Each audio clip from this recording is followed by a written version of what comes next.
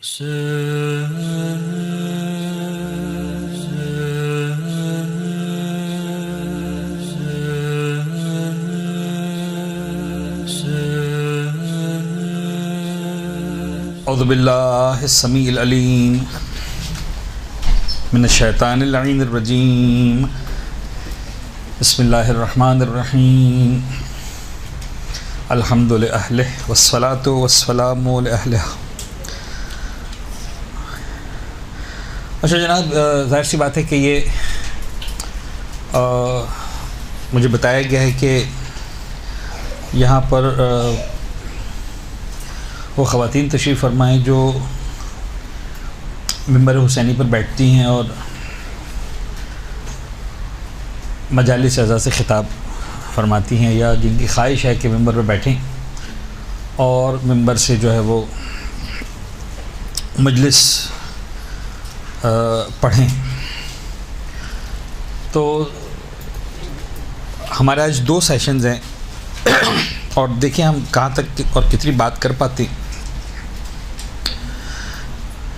सबसे पहले तो मुमकिन है आप ये तवक्को रखें कि हम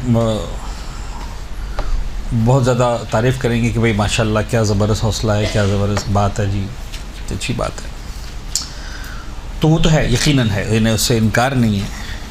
बहुत बड़ी सादत है, बहुत बड़ी इज़्ज़त है, बहुत बड़ी अज़मत है कि आप मिंबर पर बैठें और मौला हुसैन का ज़िक्र करें और शहज़ादी कौनैन को उनके मज़लूम लाल का पुरसा दें। लेकिन जितना इसकी इम्पोर्टेंस है, जितनी इसकी फ़जीलत है, जितनी इसकी इज़्ज़त है, उतना ही बड़ी ज़िम्मेदारी है। जिनके रुतबे हैं सिवा, उनको सिवा मुश्किल है। लिहाजा थोड़ा सा आपको ऐसा स्टार्ट लगेगा कि मैं आपको इनकरेज करने की जगह डिस्करेज कर रहा हूँ, और अगर आपको लगे कि मैं डिस्करेज नहीं कर रहा हूँ तो प्लीज़ आपको लगना चाहिए कि मैं डिस्करेज कर रहा हूँ। वो ऐसे कि कभी आप अपने आप से पूछिएगा कि मिसाल के तौर पर अगर आपको एक वक्त का खाना खाना हो और किसी कुक से आपको खाना पकवाना हो, तो आप किस कुक पर भरोसा करेंगे? जो पहली मर्तबा खाना पका रहा हो, या वो जिसको खाना पकाना आता हो? यानी आप एक वक्त की ग़िज़ा पर कंप्रोमाइज़ करने को तैयार नहीं हैं किसी अनाड़ी को अपना रॉ या अनकुक्ड फूड देने के लिए, ठीक है? अच्छा, अगर वो कुक कहे कि देखो यार मैं बड़ा मुखलिस हूँ और मैं तो सिर्फ पैसा से भी नहीं लूँगा, फ्री में, बस तुम अपना ये खाना मुझे दे दो, चावल गोश्त वगैरह, मैं बिरयानी पका दूँगा, देखो मेरे अंदर खुलूस बहुत है, दे देंगे? घर पे 100 आदमियों की नियाज़ पकानी है आपको मिसाल के तौर पर। मेरे ख्याल में बात पहुँचना शुरू हो गई, राइट? अपना ड्रेस आपको सिलवाना है, कच्चा कपड़ा कहते हैं ना, अनसिला कपड़ा, वो आप ख़रीदते हैं मिसाल के तौर पर। अब ये नहीं पता कितने का सूट मिलता है, 800, 1000 का, 2000 का, 2500 का, 5000 का, what ever is the price. आप किसी अनाड़ी के हाथ में सूट दे देंगे अपना कि तुम सी दो? अगर वो कहे कि मैं फ्री में सी दूँगा, सिर्फ इस बुनियाद पर वो कहे कि मैं फ्री में सी दूँगा, आप दे देंगे उसको? बल्कि आप कोशिश करते हैं, ढूंढने जाते हैं ऐसा आदमी कि जिसके बारे में आपको ये इत्मीनान हो कि इसको अच्छा सीने आता है, ये मेरा कपड़ा ज़ाया नहीं करेगा। इसको थोड़ा सा उलट दें। अगर आपको खाना पकाना नहीं आता तो क्या आपको हक़ है कि आप अपने खुलूस की बुनियाद पर दूसरों से खाना लेकर पकाना शुरू कर दें? अगर आपको कपड़ा सीना नहीं आता तो क्या आपको इस बात का हक़ है कि आप दूसरों से कपड़ा लेकर दूसरों का कपड़ा सीना शुरू कर दें?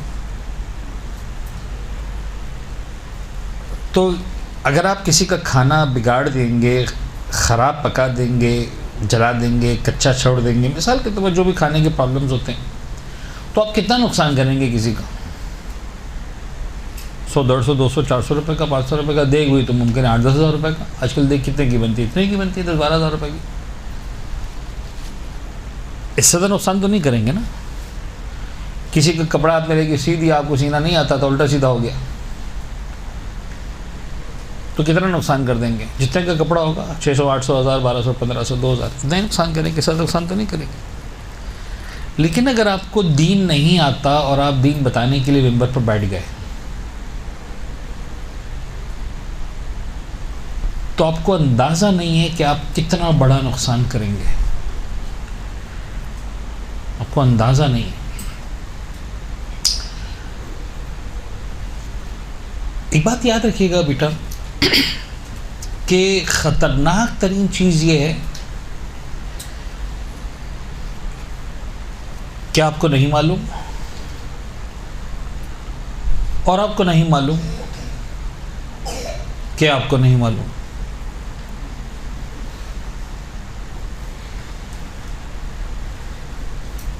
भाई एक चीज़ मुझे नहीं मालूम, लेकिन मुझे मालूम है कि मुझे नहीं मालूम।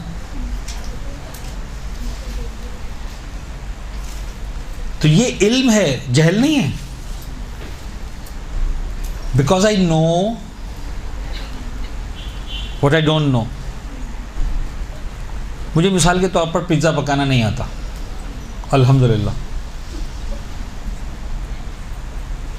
और मुझे पता है कि नहीं आता, तो मैं कभी पकाने की कोशिश नहीं करता। आप में से कितनों को आता है? बहुत से हाथ उठ गए। अब जब मैं आपके भाई को जाकर पूछूंगा ना कि तुम्हारी बहन को पिज़्ज़ा पकाना आता है,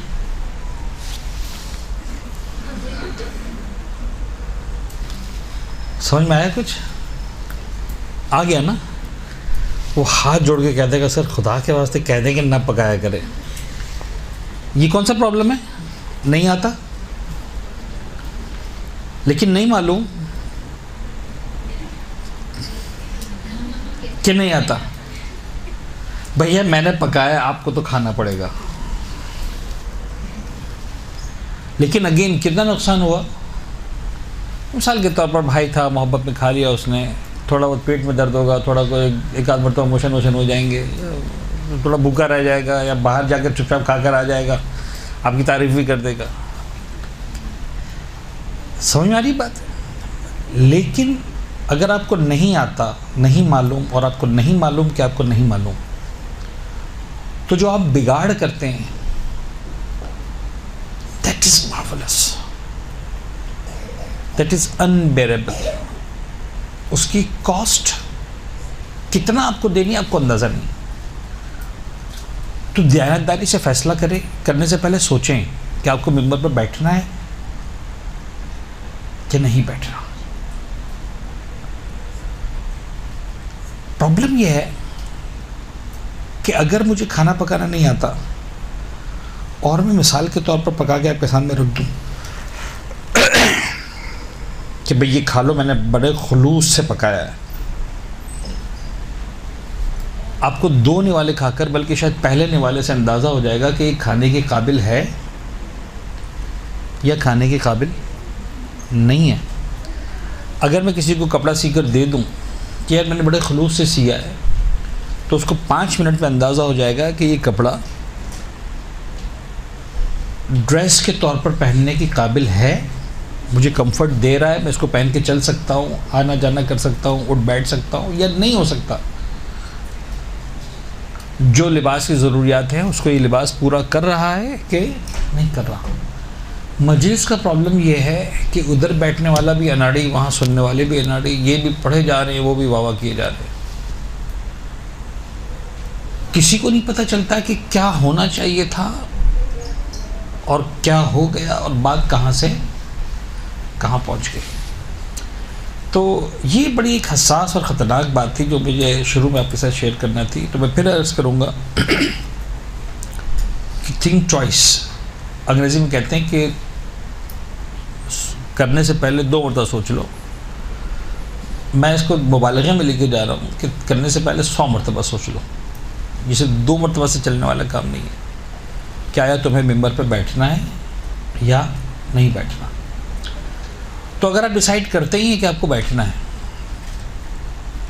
तो फिर कोशिश करें कि एक लफ्ज़ भी अपनी मर्ज़ी से ना बोलें। जो पुख्ता अफराद हैं उनकी बातों को बयान करें, बस उस पर अपना मिर्च मसाला, अपनी तरफ से इजाफाजात, अपनी तरफ से ये सारी बातें शामिल न करें। हमारा उन्वान में कुछ इसी तरह का है। हम अपने दूसरे सेशन में क्या बोलना है पर भी बात करेंगे। अभी हम बात करेंगे कैसे बोलना है। ठीक है जी। अच्छा, कैसे बोलना है के अंदर एक उन्वान और है, मजलिस की तैयारी कैसे करनी है। वो मेरे ख्याल में हमारे इंतहाई अच्छे दोस्त क़िबला मेहदी रज़ा ईमानी साहब, मेरे ख्याल में वो आपके साथ अगले हफ्ते उसका लेक्चर लेने वाले हैं इंशाअल्लाह। मैंने उनसे बात हुई, डिस्कस करा था, कहने लगे यार मैं रूहानी में वो कर रहा हूँ। मैंने ठीक है। तो मैं उस पर ज़्यादा बात नहीं करूँगा, मैं बात करूँगा एक दूसरे एंगल से। वो तो माशाल्लाह अहल है, तो जाहिर सी बात है कि वो बहुत ही पुख्ता बातें आपको बताएंगे, एक बहुत ही प्रोफेशनल, बहुत ही कैलकुलेटेड। मैं आपको जो है वो अपनी बसात पर कुछ छोटी छोटी बातें, ये जो मजालिस पढ़ते हैं, अगर इसको हम एकेडमिकली समझने की कोशिश करें तो ये चीज़ आती है एक्चुअली एक हेडिंग के अंदर, और उस हेडिंग के वर्ड्स हैं अम्र बिल मारूफ और नही अनिल मुनकर। क्लियर है बात। यानी हम जो मजलिस पढ़ते हैं, खिताब करते हैं, मौज़ा करते हैं, नसीहत करते हैं वगैरह वगैरह, ये सब किस में आता है? अम्र बिल मारूफ और नही अनिल मुनकर। लोगों को राह रास्त की तरफ, अच्छाई की तरफ दावत देना, उन्हें बुलाना, उन्हें मोटिवेट करना, उन्हें समझाना कि भाई तुम आओ इस रास्ते की तरफ।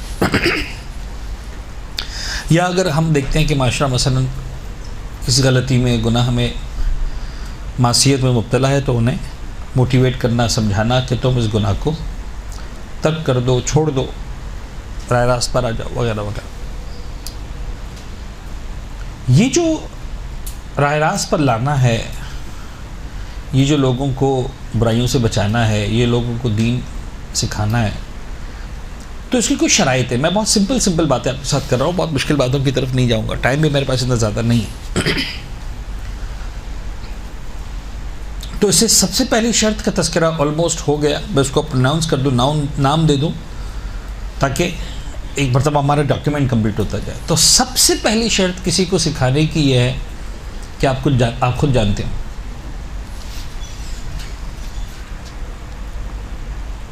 अगर आप ही नहीं जानते तो आप किसी को क्या सिखाएंगे? ज़ाते नायाफ्ते हस्ती बख्श की तवारत के शवाद हस्ती बख्श। When you don't know how you can teach anyone, how you can guide anyone। आप अपने ख़ानदान में रोटी पकाना अगर चाहते हैं तो सीखने के लिए उसी के पास जाएंगे ना जिसको रोटी पकाना आती हो। उसको नहीं आती तो आपको कैसे सिखा दे? या अगर आप मसलन किसी से पूछते हैं कि हमें सर बिरयानी पकानी है, तो आप किसी ऐसे को फ़ोन करते हैं ना, चच्ची को, भुप्पी को, पता नहीं ममानी को, खाला को, जो भी, नानी को, दादी को, अम्मा को, बहन को, कि भाई जिसको आता है। तो फर्स्ट ऑफ ऑल सबसे पहली शर्त, और ये जो पहली शर्त है, मैं बिला मुबालगा कह रहा हूँ कि 80-90% लोग इसी पहली शर्त में क्वालिफाई नहीं करते, फेल हो जाते हैं, इसके बावजूद भी बुरा के बैठते हैं। ये मिस्टेक है। If I don't know I am not allowed to speak. अगर मैं नहीं जानता हूँ तो मुझे इजाज़त नहीं है मेंबर पर बैठने की। और ये कब होगा मैं जानूँ? ये 1 क्लास, 2 क्लास, 4 क्लास नहीं है कि हम सीख जाएं। सब 4 क्लास अटेंड कर लिए अलकायम के अंदर, 4 लोगों से 2 घंटे बैठ गए और हम सन आलिम फाजिल बन गए। ऐसा होता तो फिर हम 17 साल हम क्या करने गए थे वहाँ हौजे के अंदर? अच्छा था ये 4 दिन बैठ जाते अलकायम वालों के पास तो हम भी सीख जाते। तो इट्स नॉट दैट ईजी। तो first of all you should no.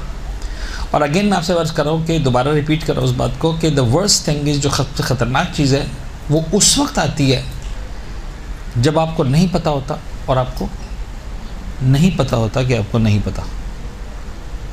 You don't know and you don't know that you don't know. That is called जहल मुरक्कब। समटाइम्स बहुत सारी बातें आपको नहीं आती, लेकिन आपको पता होता है कि आपको नहीं आती। मैं आपसे पूछूं अगर मिसाल के तौर पर कि तवाफ़ के चौथे चक्कर में जनाब अली जो है वो एक फ़ोन आ गया, मैं 2 मिनट के लिए साइड पर बैठ गया और मैंने जनाब अली पता नहीं 4-5 मिनट लगा दिए, तो अब मेरे तवाफ़ के बारे में क्या हुक्म है, आप क्या जवाब देंगे?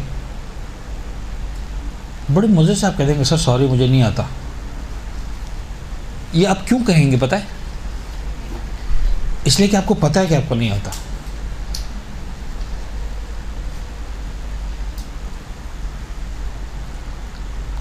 और ये हौसला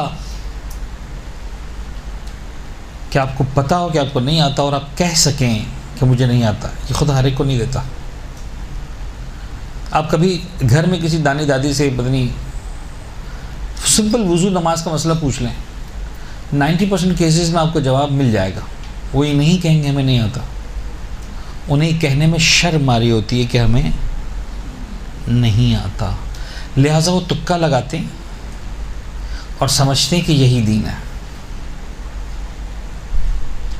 नजासतों के मामला, वुज़ू गुस्ल के मामला, नमाज रोज़े के मामला, अरे बेटा छोड़ो, अल्लाह करीम, अल्लाह माफ़ करने वाला है। नहीं, अपने आप को दिलासा भी दे देते हैं कि हमने गलती की लेकिन कोई बात नहीं। तो अगर आप मिंबर पर बैठना चाहते तो यूँ समझ लीजिए कि इस पहली शर्त के तनाजुर में सबसे अहम जिम्मेदारी आपकी यह है कि अगर आपको नहीं मालूम तो आप बड़ी दयानतदारी से कह दें कि आई डोंट नो, बड़ी दयानतदारी से। एक बड़ी बुजुर्गवार शख्सियत गुजरे, उनका अहले बैत के फ़िक़्ह से ताल्लुक़ नहीं है, लेकिन इमाम के अक़ीदतमंद थे, बहुत शिद्दत से अक़ीदतमंद थे। इमाम ज़ोहरी, अगर आपने नाम सुना हो तो, चौथे इमाम सरकार से बड़ी मोहब्बत करते थे और कई सारी बातें रिवायतें ज़ोहरी से आई हैं, चौथे इमाम सरकार से। उस ज़माने में जब ये माइक सिस्टम नहीं होते थे तो ये जो आजकल सिस्टम बन गया है कि ख़तीब एक तरफ बैठा है, सामने ऑडियंस सामने बैठी है, ऐसा एक ज़माने में नहीं होता। एक ज़माने में ख़तीब बीच में होता था, ऑडियंस सारी चारों तरफ होती थी। वो क्यों होती थी चारों तरफ? ताकि आवाज़ ज़्यादा से ज़्यादा अफराद तक पहुँच सके, जब माइक सिस्टम नहीं था। तो बहरहाल कम अफराद हो तो फिर सामने आ जाया करते थे, ज़्यादा हो तो फिर थोड़ा सा इधर पीछे भी आ जाते थे। और ऐसे खैर ज़ोहरी, अब तो उस ज़माने मेंबर बनाए गए थे तो मेंबर भी ऊँचे होते थे, लोग होते थे, आगे भी होते थे, दाएँ बाएँ भी होते थे, पीछे भी होते थे। तो और उस ज़माने मेंबर की सीढ़ियाँ भी 7-8-10, अगर आप मेंबर देखे हो ईरान इराक़ी ज़्यारतों पर, तो ताकि वो ख़तीब सबको देख भी सके, सब ख़तीब को भी देख सकें और सब तक आवाज़ वगैरह जा सके। तो बड़ी ऊँची सीढ़ी पर जाके बैठ गए इमाम ज़ोहरी। तो एक खातून आई, उन्होंने सवाल पूछा, ज़ोहरी में एक सवाल पूछना है, पूछो। सवाल पूछा तो उन्होंने कहा कि बीबी यू नो व्हाट, मुझे सवाल का जवाब नहीं आता।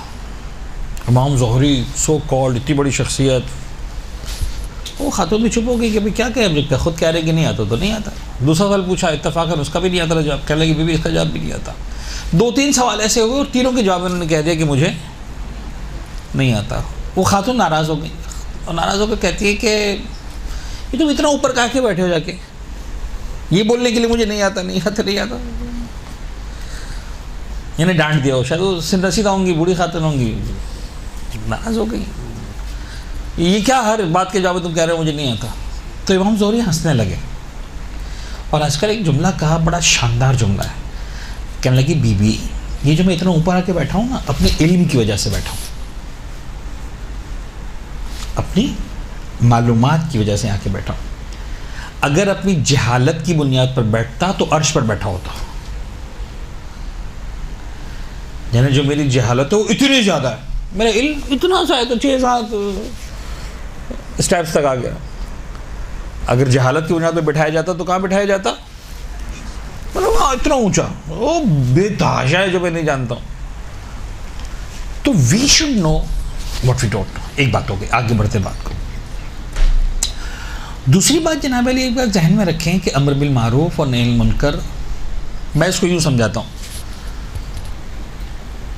समझाने का नाम है, भड़ास निकालने का नाम नहीं है।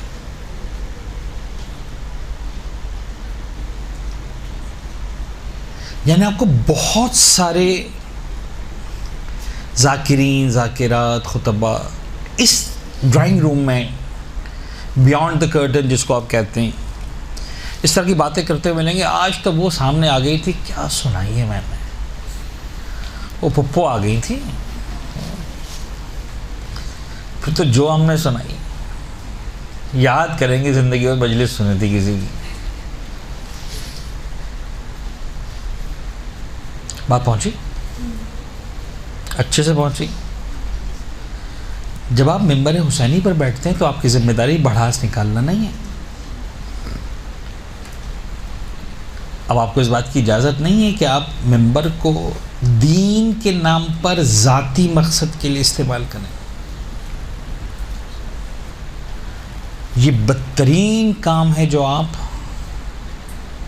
मिंबर के इस्तेमाल से करते हैं, बदतरीन काम।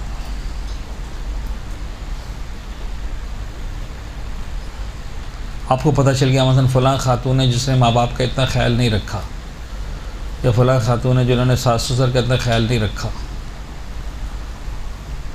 या फ़लाँ खातून है जो मसलन जो फ़लाँ काम किए। आपको मौका मिल गया, आपने कहा ठीक है आज तो सारे बदले एक ही मजलिस में हो जाएंगे सारे। क्यों? आप ख़तीब हैं, आपके साथ माइक है, आपके पास मेंबर है, आपको अल्लाह ने इज़्ज़त दी और आप उसकी इज़्ज़त का। तो एक सवाल जो आप लोगों ने नहीं पूछा लेकिन पूछना चाहिए था, तो मौलाना अगर हमें पता चल गया कि शख्स माँ बाप का ख्याल नहीं रखता है तो उसको क्या ना समझाएं?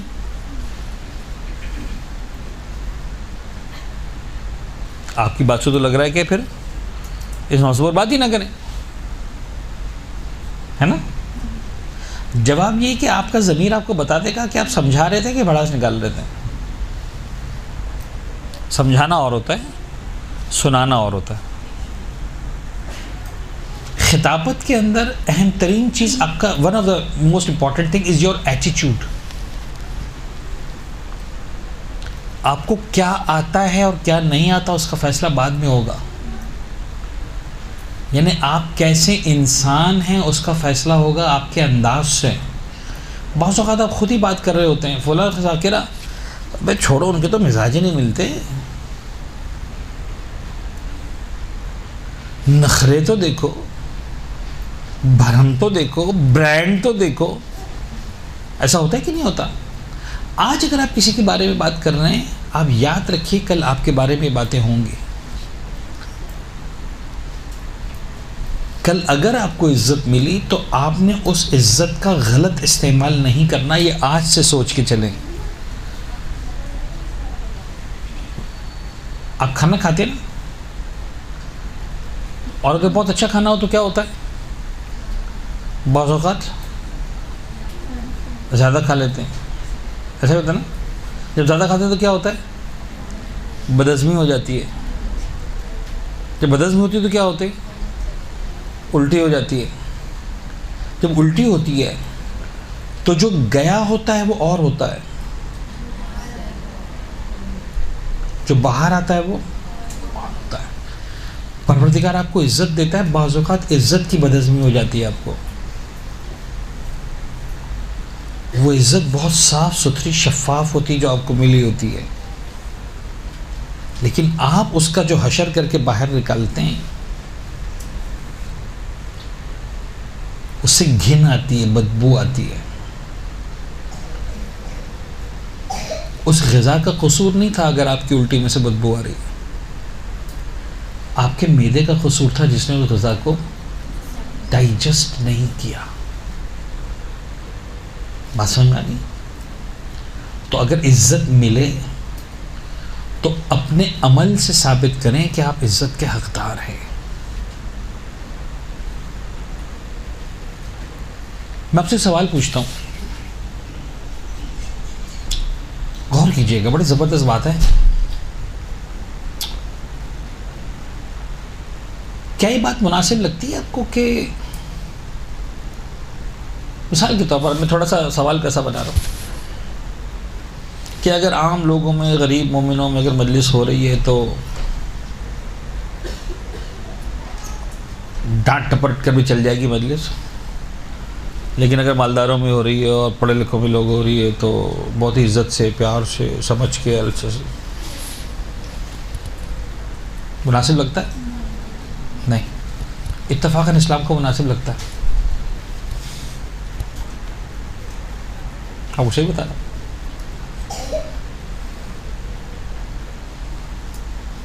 ऐसा अजीब सा लगा ना सुन के। चूँकि मैंने अल्फाज वाले इस्तेमाल किए थे, लिहाजा मैं इसकी अब वजाहत कर दूँ मैं कहना क्या चाह रहा हूँ। खुदा न खास्ता ऐसा नहीं कि हम लफ्ज़ मालदार या लफ्ज़ उसका गलत इस्तेमाल करें या कोई गलत मैसेज पहुँच जाए। इस्लाम कहता है कि तुम्हारा असल मकसद क्या है। फिर वही जुमलों का इस्तेमाल करूँगा, इस्लाह करना या भड़ास निकालना। अगर तुम्हारे सामने मजमा वो बैठा है जिसकी इस्लाह डांट डपट से हो सकती है तो ठीक है, लेकिन अगर तुम्हारे सामने मजमा वो बैठा है जो डांट से नहीं समझेगा बल्कि मजीद दूर हो जाएगा, तो तुम्हारा काम उन्हें दूर करना नहीं है, तुम्हारा काम उन्हें नज़दीक करना है। तो जब आप बैठे सीट पर तो आपको डिसाइड करना है कि इस मजमे को डांट के समझाना है या प्यार से समझाना है। माँ हमेशा अपने बच्चों को प्यार से समझाती है या हमेशा डांट से समझाती है? जवाब है कि ना हमेशा प्यार से समझाती है ना हमेशा डांट से समझाती है। उस माँ को पता होता है आज मुझे प्यार से समझाना है, आज मुझे डांट से समझाना है। तो जब माँ को पता है अपने बच्चों के बारे में, तो ख़तीब को अपने ऑडियंस के बारे में ये पता होना चाहिए। मैं आपके सामने एक मिसाल दूँ, बहुत सिंपल सी मिसाल। एक मौलवी साहब मजलिस पढ़ रहे थे, मजलिस में उन्होंने जुमला कहा। अब वो क्या था कि शब्बेदारी की जो मजलिस थी वहाँ पर इस तरह की बात हो रही थी, जब उन लोगों को डांटना चाह रहे थे कि भाई तुम शब्बेदारियाँ करते हो, रात भर इबादत मातमदारी करते और सुबह नमाज़ पढ़े बगैर तुम सो जाते हो। तो वो चाह रहे थे कि भाई किसी तरह से ये लोग जो है वो क्या बन करें, नमाजी बन जाए।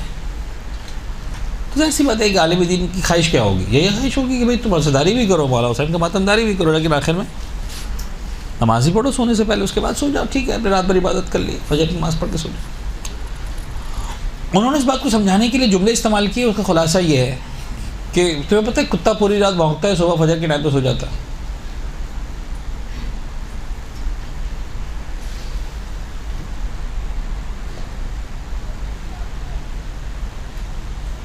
यानी आप एक अज़ादार को तशबीह दे रहे हैं किस चीज़ से, आप समझ गए। अब मेरा एक सवाल है आपसे दयानतदारी के साथ, मुझे उस आलिम दीन, उस बुजुर्गवार के खुलूस पर 1% भी शक नहीं। वो जेन्युइनली दयानतदारी से ही चाहते थे कि अज़ादार क्या करे, मुसल्ले पर भी आ जाए, जो फर्श अदा पर बैठा है वो मुसल्ले, ये इसमें कोई शक नहीं, खुलूस। लेकिन मुझे ईमानदारी से बताएं कि वो आदमी जो नमाजी नहीं था,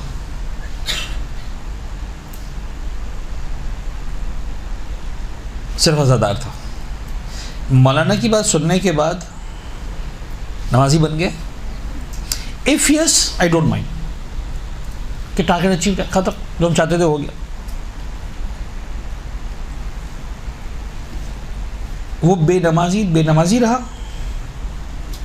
यस। अगर बात सिर्फ इतनी होती तो भी नुकसान नहीं था। अब मैं समझा रहा हूँ, गौर कीजिएगा, और ये समझना इंपॉर्टेंट है। जब आप बैठते हैं ना मेंबर पर, तो ये जिम्मेदारी है। इसको हम मैथमेटिकली, सिंबॉलिकली समझने की कोशिश करते हैं। फ़र्ज़ कर ले एक शख्स नमाज से मसलन 100 कदम दूर था। कितने कदम?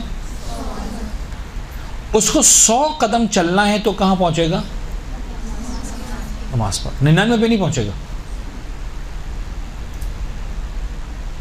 100 कदम चलेगा तो मुसल्ले पर आएगा, वरना नहीं आएगा। अगर इस मौलाना की बात सुनने के बाद वो 100 पे रहा होता ना, तो भी फ़ायदा था। आपका क्या ख्याल है, वो ये वाली बात सुनने के बाद 100 पे खड़ा रहा होगा या 110 पे पहुंच गया होगा?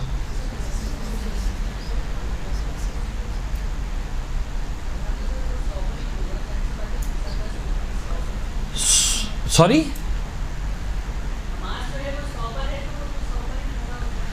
नहीं ऐसा नहीं है। तो 90 क्या है, वो भी बेनमाजी है। देखें, चलिए मैं आपको दूसरी मिसाल दूँ। आप में से मुमकिन है कुछ ख़वातीन के पास इस तरह की बातें हों मुझे सुनाने के लिए, बताने के लिए, समझाने के लिए। आपने कभी किसी बेपर्दा खातून को पर्देदार बनाया है? ट्राई की, कोशिश की? यस की होगी। किसी ने बहन के लिए, कज़िन के लिए, दोस्त के लिए, भाभी के लिए, नंद के लिए, सास के लिए, राइट? कोशिश करते हैं कि भाई हम बाहिजाब है तो आप भी बाहिजाब बन जाए। क्या हर इंसान को पहले दिन कामयाबी मिल जाती है? किसी को एक हफ्ते में कामयाबी मिलती है, किसी को 1 साल में मिलती है, किसी को 5 साल में मिलती है। ऐसा होता है कि नहीं होता? तो मैं समझाने के लिए कह रहा हूँ कि जिसको 1 हफ्ते में कामयाबी मिली, एक्चुअली वो खातून पर्दे से 1 हफ्ते की तबलीग पर थी। जिसको 1 साल के बाद कामयाबी मिली, इसका मतलब है कि वो खातून 1 साल की तबलीग पर खड़ी थी, बहुत दूर थी। उसको हिजाब तक लाने में 1 साल लग गया। जो 2 साल में बाहिजाब बनी, इसका मतलब वो 2 साल दूर थी, वो उस पर 2 साल मेहनत करना पड़ी। तो अल्टीमेटली, चले मैं आपको एक और समझाऊं, दूसरे अंदाज से समझाऊं, ताकि ये बात अच्छी तरह पहुंचे। जज़ाकल्लाह, आपने इसको आंसर किया, एड्रेस किया। कामयाबी का मेयार क्या है? बेनमाजी को नमाजी बना देना?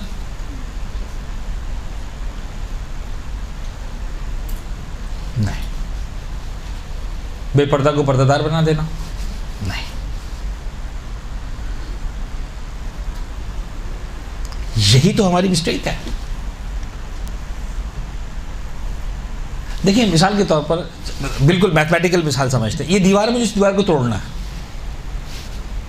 ठीक है जी, मेरे पास एक हथौड़ा रखा हुआ है यहाँ पर। ये हथौड़ा जब 100 मरतबा लगेगा तो दीवार टूट जाएगी। फर्ज करना, ये पता है आपको। उस 100 में से 10 हथौड़े मैंने मारे, 10 आपने मारे, 10 तीसरे ने मारे, 10 चौथे ने मारे, यहां तक कि 9 अफराद हो गए।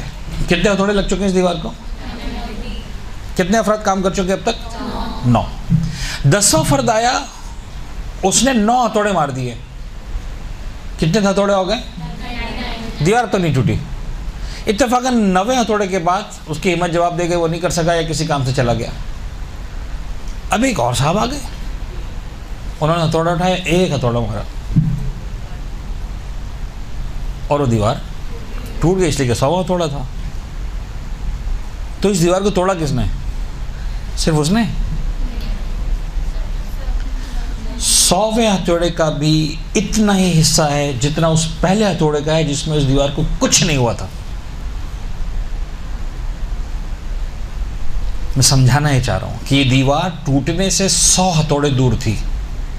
जब मैंने 10 मरतबा हथौड़े मार दी ना, तो ये टूटने से कितने कदम दूर रह गई? 90 ज़रबे दूर रह गई।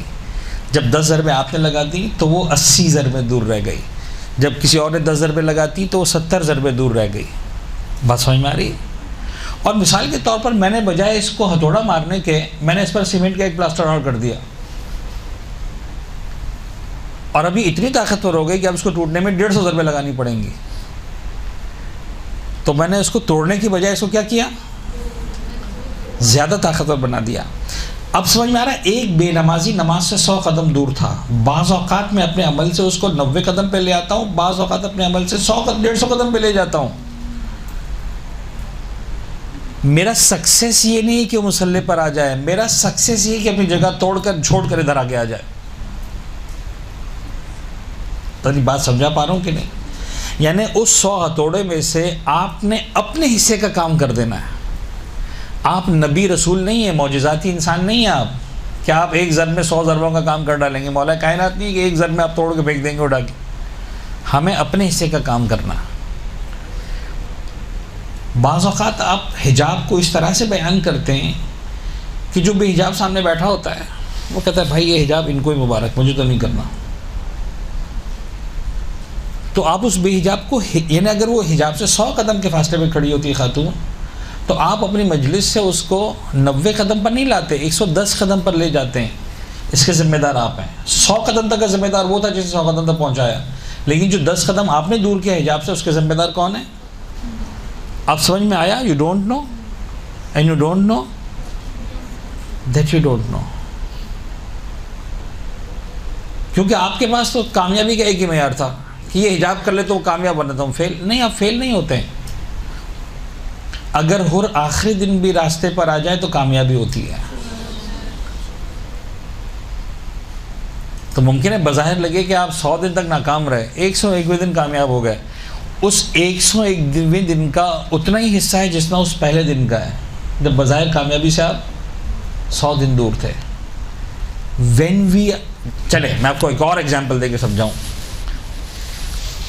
इंशाल्लाह you will not find me out of examples. बहुत से ज़्यादा बीमार होते हैं, डॉक्टर कहते हैं कि साहब आपको ये 1 महीने तक गोलियां खानी है, ऐसा होता है। बहुत ज़्यादा डॉक्टर कहते हैं आपको 9 महीने तक गोलियां खानी है। टीबी अगर खुदा ना खास्ता किसी को हुई है तो उनकी बात समझ में आ जाएगी फ़ौरन। 9 मंथ्स आपको एक मेडिसिन लेनी होती है, सुबह सवेरे नहार मुँह, टीबी का इलाज है। हेलो, मालूम है? तो 9 महीने का मतलब 1 महीने में कितने दिन होते हैं? 30 डेज, राइट? तो 9 महीने में कितने हो गए? 13 into 9 270 दिन। अगर 10 महीने होते तो 300 हो जाते, 1 महीना कम कर दें तो 30 दिन कम हो जाए, 270 दिन। 270वीं गोली का भी उतना ही हिस्सा है आपकी सेहत में जितना पहली गोली का है। गोल्ड मेडल उस 270वीं गोली को नहीं मिलेगा कि यार तुम्हारे खाने के बाद मैं सही हो गया। हालांकि हुआ यही, वो गोली जब आपने खाई तो आप सही हुए, इसलिए कि वो आखिरी गोली थी, उसके बाद आपको गोली नहीं खानी थी। लेकिन उस 270वीं गोली का भी उतना हिस्सा है जितना इस पहली गोली का है। तो बीमार को सेहतयाब करने में 270 गोलियों का अमल दखल है, 270वीं का सिर्फ नहीं है। मुमकिन है आप मलिस पढ़ के चले गए, वो बेहिजाब रही, कोई और आपकी कोलीग आई, पार्टनर आई, उसने मलिस पढ़ी फिर भी वो बेहिजाब रही, फिर कोई तीसरी खातून आई जहाँ से सीख के गई उसने फिर भी बेहिजाब रही, फलां ने मलिस पढ़ी इन्होंने हिजाब कर लिया। आप ये मत समझे कि हम फेल हो गए वो कामयाब हो गए, उसकी कामयाबी में आपका बराबर का हिस्सा है। अहले बैत की ब्यूटी ये थी, अहले बैत की ब्यूटी ये थी। वो कहते ना हमें इससे फर्क नहीं पड़ता कि कोई मान रहा है कि नहीं मान रहा, हमारा काम है प्यार से समझा देना। क्या आप क्या समझते हैं, जो भी शख्स आता अहले बैत मान जाता था, फिर तो हमारे साथ मान गया होता। मौला हुसैन को सामने देखकर भी नहीं मानते थे, मौला अमीर को सामने देखकर भी नहीं मानते थे, शहजादी कौनैन को सामने देखकर भी दरवाजा जला दिया, नहीं माने। किसी का मानना ना मानना आपका सक्सेस नहीं है। आपका कमाल ये है कि आपने उस अम्र बिल मारूफ की जिम्मेदारी को कितना खूबसूरत तरीके से निभाया। That's the only thing. तो अगर आपको लगता है कि सामने ऐसा मजमा बैठा है कि जो साल में आते ही 2 मरतबा मजलिस में है, आप इनके साथ शुरू हो जाएंगे धुआंधार, वो फिशार कब्र और जनाब अली कब्र यूँ दबाएगी और इधर की पसलियाँ उधर हो जाएंगी और उधर की पसलियाँ इधर हो जाएंगी, और तुम्हें तो जनाब अली जो तुम्हारा बाल नज़र आ रहा है, नहीं तुम्हारा बाल नज़र आ रहा है, तुम्हें तो इस बाल से जो खुदा लटका देगा, ऊपर नीचे आग जल रही होगी, तुम्हारा बारबेक्यू बन रहा होगा। ये किसको सुनाना है? जो 365 दिनों में 700 मजलिसें करती हैं, उनको सुनाने की ये बात है। इसलिए कि वो इसे थोड़ा सा समझ रही बात आपको। अब इससे फर्क नहीं पड़ता कि वो मालदार है कि गरीब है, इसका ताल्लुक मालदार गरीब से नहीं है। आपको पता होना चाहिए ये बात किससे करनी है और वो वाली बात किससे करनी है। होता ही है आमतौर पर जनाब अली के, हम समझते हैं कि यार अच्छा ये मौलवी साहब आए, देखो मालदारों में कितने प्यार से पढ़ रहे थे और गरीबों में कैसे धुआंधार जो मतलब जो है वो अजाब सुनाते हैं। अगर आप दयानतदारी से अपनी जिम्मेदारी निभाना चाहते हैं तो आपको ये करना चाहिए। और ये हमारे मराजी ने लिखा है, सिस्तानी ने लिखा है कि अम्र बिल मारूफ अफराद के एतबार से, शख्सियात के एतबार से, कबूलियत के चांसेस के एतबार से मुख्तलिफ हो जाता है। आपने बहुत सुन देखा होगा, सर में शदीद दर्द हो रहा है, एक टैबलेट दे तो काफ़ी है। क्यों काफ़ी है? इसलिए जिंदगी में कोई खाई नहीं, तो एक भी खा लेंगे तो आराम आ जाएगा। साल में एक दिन कभी खाते हैं टैबलेट। और कुछ ख़वातीन होती है रोज़ाना टैबलेट खाने सर दर्द की, उनसे आपके सर एक टैबलेट तो हंसेंगी, एक टैबलेट से क्या होने वाला है, कम से कम 2 कुछ तो हो। कसूर उस टैबलेट का नहीं है, कसूर उस खाने वाले का। जिसने कभी भी नहीं खाई उसको एक टैबलेट काफ़ी है, उसको हैवी डोज देने की ज़रूरत नहीं है। If you are the doctor you should know the condition of your patient. बड़े हसास मामला आते हैं। लिहाजा खुलासा हमारी बात का क्या हुआ, अमर बिल मारूफ या मजलिस पढ़ना या जनाब अली किसी अखलाकी मौजू पर बात करना भड़ास निकालना नहीं है। साहब हम तो चले गए थे उन लोगों में कि जो मिसाल के तौर पर फ़र्ज़ कर लें, अब दो तरह के वो है, नमाज पढ़ते ही नहीं है। अच्छा जी, हमने जाके धुआंधार मजलिस पढ़ दी नमाज के ऊपर, तुम नमाज नहीं पढ़ोगे जहन्नम के आखिरी गड्ढे में जाओगे, तुम्हें आग की लिपटें ये हो जाएगी, तुम्हारी कब्र के अंदर ये होगा, वो वाला अज़ाब का फरिश्ता आएगा, तुम्हारी ज़िंदगी से बरकत निकल जाएगी, तुम्हारी ज़िंदगी में ऐसा हो जाएगा, ये हो जाएगा, वो हो जाएगा। भाई ये ज़िंदगी भर बेनमाजी रहे हैं, तुम ये क्यों चाहते हो कि एक दिन में नमाजी बन जाए? अल्लाह करे बन जाए, तुम्हारी ख्वाहिश सही है, नहीं बनेंगे एक दिन में नमाजी। जिस औरत ने ज़िंदगी भर बेपर्दगी के आलम में गुजारी है, तुम कैसे एक्सपेक्ट करती हो कि एक दिन के अच्छा, चूँकि मैं काफ़ी स्टूडेंट्स के साथ बहुत सारी बातें होती हैं, बाज़ औक़ात मुंतज़िमीन हमारे साथ बैठते हैं, बड़े मज़े से बताते हैं, मौलाना इन्हें खातून मुझसे मिली कहने लगी, हमारी बड़ी बहनों की तरह से खुदा उनकी हिफाजत करें, बड़ी दीनदार खातून, मौलाना आप 30 साल पहले मुझसे मिलते, आपको पता चलता मैं क्या थी भाई? अरे मौलाना हम ख़ानदान की रौनक हुआ करते थे, हिजाब कहाँ होता था? अच्छा जी, मुमकिन है आप में से भी कुछ मिल जाए यहाँ पर ऐसे कि जो इस बात को कहें कि ये सर मौलाना बात तो सही है, हमने 9 साल की उम्र से हिजाब नहीं किया। अल्लाह करे यहाँ पर सारी बहनें बेटियाँ वो बैठी हों जिन्हें 9 साल की उम्र से हिजाब किया, लेकिन ऐसी होंगी ना यहाँ पर कि किसी ने 20 साल की उम्र में हिजाब किया होगा, किसी ने 25 साल की उम्र में किया होगा, किसी ने 30 साल की उम्र में किया होगा। खैर 18 से ऊपर तो कोई नहीं बैठा अल्हम्दुलिल्लाह कोई, लेकिन वैसे बात कर रहा हूँ। खैर तो ऐसा होता है ना, तो क्या मैं आंख बंद करके कह दूं कि चूंकि तुमने 20 साल तक हिजाब नहीं किया तेरा तुम सब जहन्नमी हो, और तुमने 25 साल तक हिजाब नहीं किया तो तुम तो मजीद 5 दर्जे और नीचे जहन्नम में, और तुमने 30 साल की उम्र में हिजाब किया तुम तो गई ओ आखिरी में। अच्छा तुमने 40 साल में हिजाब किया, तुम तो फातिहा पढ़ लो। है ही इम्कान, है इजाज़त मुझे कहने की? तो अगर आप 40 साल के बाद हिजाब करके नेक बन गए तो किसी को मौका देना 40 साल का, क्यों चाहते हैं कि उसको आप जनाब अली 40 दिन का मौका भी ना दें? अगर खुदा आपको 40 साल में हिजाब करने के बाद माफ़ कर सकता है तो उसको 50 साल के बाद ही माफ़ कर देगा। आप कौन होते हैं दीन के ठेकेदार ये कहने वाले कि तुमने हिजाब नहीं किया तुम जहन्नमी हो? वो उंगली तो सबसे पहले मुझ पर उठेगी, मैंने खुद हिजाब नहीं किया था 40 साल तक, मैंने खुद हिजाब नहीं किया था 30 साल तक, मैंने खुद हिजाब नहीं किया था 20 साल तक। क्या दुनिया में हर शख्स A to Z जितने भी सारे हैं सब 15 साल की उम्र से वाजिब नमाज पढ़ रहे थे? मर्द ज़रात सारी ख़वातीन 9 साल की उम्र से वाजिब नमाज़ें पढ़ रही थी, एक नमाज भी किसी की क़ज़ा नहीं हुई। तो हमें क्या राइट है किसी बेनमाजी को कहने का कि तुम जहन्नमी हो? हम अज़ाब ज़रूर सुना है, रिवायत ज़रूर सुना है, लेकिन समझाना है। यानी मिंबर पर बैठने वालों की एक अहम तरीन जिम्मेदारी है कि क़सीमुल जन्नत वन्नार, मौलाए कायनात को ही रहने दे, खुद न बने। हमको ऐसा लगता है कि मौला कायनात ने सर्टिफाइड एजेंसी दे दी है कि यार मैं तो असल में जन्नत जन्नत बांटने वाला हूँ, लेकिन ये तुझे सर्टिफिकेट दिया, तू भी चला दुकान अपनी, जिसकी मर्जी है इसको जन्नत में डाल देना, जिसकी है इसको जहन्नम में डाल देना।